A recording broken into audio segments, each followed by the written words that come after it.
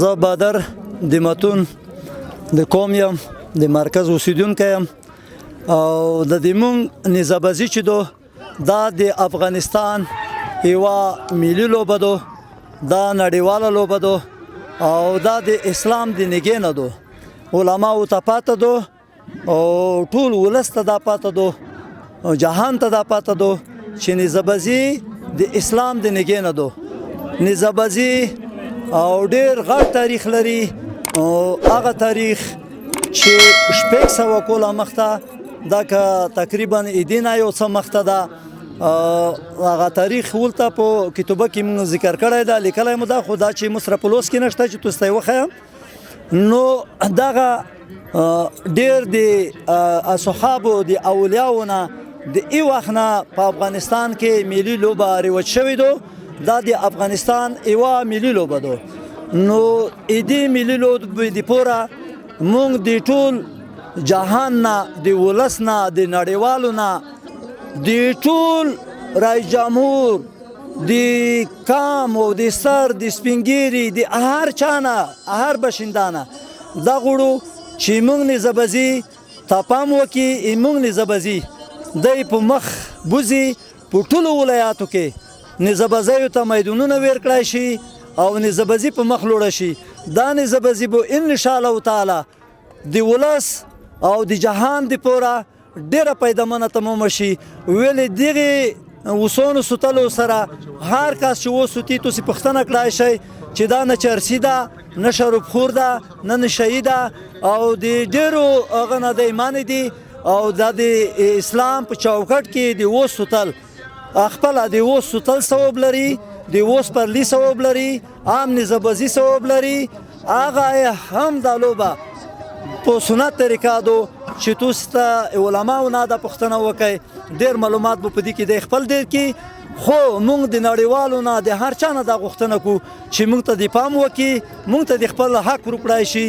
او بل غږ مو دا ده چې په کوبل کې موږ ته خپل فدراسیون د نظامبازۍ موږ ته جدا کړي، موږ په خپل بخش کې خپل کور وکړو. ومن الله توفیق. د تاسې د رادیو د کارکوونکو نه، د ټولو ملګرو نه ډېره ډېره مننه په ډېر خلوص. والسلام.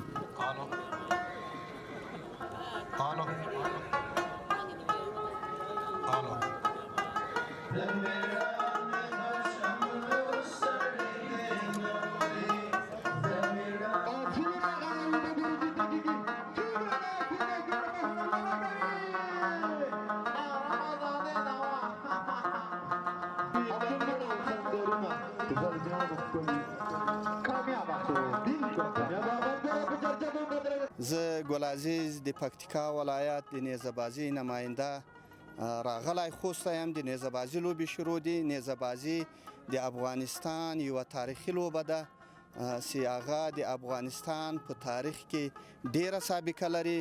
یعنې له هغه شی را شروع ده چې کله په پخوا وختو کې په افغانستان کې جنګ په اسانو باندې و، بیا چې کله داسې امن راغی لکه اوس په افغانستان کې راغی، د جنګ نیزې لوبې ته رالي چې نن ورځ په افغانستان کې لوبې ورباندې روانې دي او لوبې به ورباندې کېږي. هغه لوبې چې نظامبازي ده، نظامبازي په خپله لوبه کې دغه خپل ټیم په درې شکله لري چې هغه 4 نفره لوبغاړي لري، 8 نفره لوبغاړي لري او 12 نفره لوبغاړي لري چې د دوو مقابلو ډلو ترمنځ دا لوبه سره کېږي. او ډلې ډېرې یې بیا هغه فاینل ته وځي سره، بیا کوارټر فاینل ته دغسې سره پسې وځي. دا لوبې په ډېره کم باندې شروع دي. دا لوبه چې د افغانستان یوه تاریخي لوبه ده، الحمدلله یې اوس نورو ملکو ته هم تګ کړی ده، په نورو ملکو کې هم دغه رواج دی، په نورو ملکو کې هم کېږي دغه لوبې د نظامبازۍ لوبې. او موږ په افغانستان کې په اوس وخت کې ډېر پرمختګ کړی ده، ډېره په مخ روانه ده دا لوبه او ډېره سمه روغه جوړه روانه ده چې ډېر مینوال لري په افغانستان کې او په بهر کې هم مینوال لري. په بهر کې هم مینوال لري.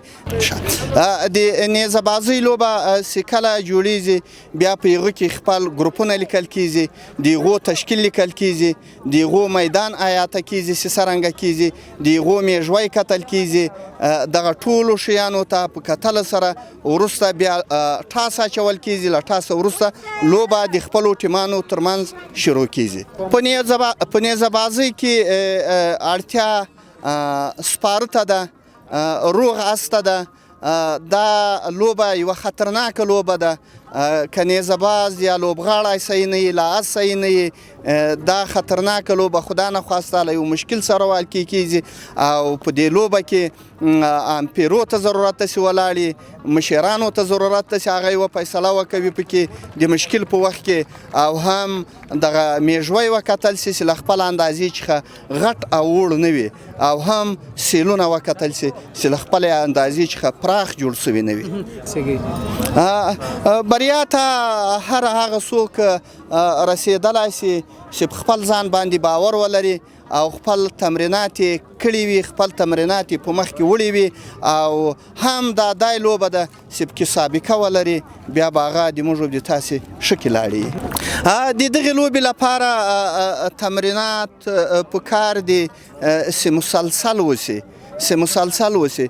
دا یوه داسې لوبه ده که په منځ کې پرېښول سي او یو ډېر ښه نیزه وهونکی وي، که په دې منځ کې دی خپل تمرینات پرېږدي بیرته عادي حال ته راځي.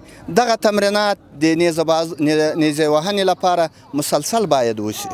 د نیزه بازي په وخت کې هغه وخت په سابقه وختو کې چې کله په افغانستان کې شروع شوه او په افغانستان کې رواج پیدا کو، د موږ د تاسې یغو دولتو به موټران له کابله په دې اسانو پسې ولایتو ته لیږل، بیا به له ولایتو څخه اسان په ځان ته موټرو کې وړو، او د نیزه وهونکي لوبغاړي به په ځان ته موټرو کې کابل ته وړو، او آمادګي به هلته ډېره ښه ورته نیولې وه. او خلکو چې کله به د نیزې وهنې لوبه شروع سوه، هغه وخت به خلکو ډېر خوند ځینې اخیست. خو هغه وخت موږ په افغانستان کې د موږ نیزه بازي دغومره رشد نه و کړی، دغومره زیاته اندازه باندې نیزه وهنه نه وه. الحمدلله نن ورځې نیزې وهنې ډېر پرمختګ کړی دی. یعنې که زه لږ معلومات په دې ځای کې درکړم، تنها د ما په پکتیکا کې چې له ما سره ثبت دي 315 اسان، هغه اسان چې هغه په نیزه وهنه باندې روغ او بلد جوړ دي، پرته له هغو اسانو چې هغه تر اوسه د نیزې وهنې میدان ته نه دي راوتلي. خو هغه وخت به په ټول افغانستان کې هم دومره اسونه نه وو، خو بیا هم د دولتو لخوا دومره کتنه وه ورته چې سپاره و. د شرق تلویزیون ټولې خپرونې په یوټیوب چینل کې زموږ یوټیوب چینل در سره سبسکرایب کړئ ترڅو تازه او په زړه پورې خپرونې وګورئ.